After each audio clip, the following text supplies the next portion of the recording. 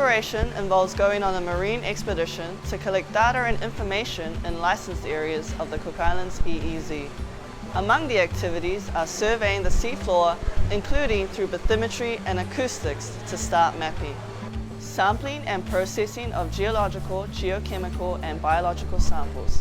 Environmental baseline studies including physical oceanography, marine chemistry and marine biology. These are used to collect environmental baseline data to identify risk factors and conduct environmental impact assessments for future harvesting operations. Engineering design studies and market studies to see if the minerals can be commercially recovered.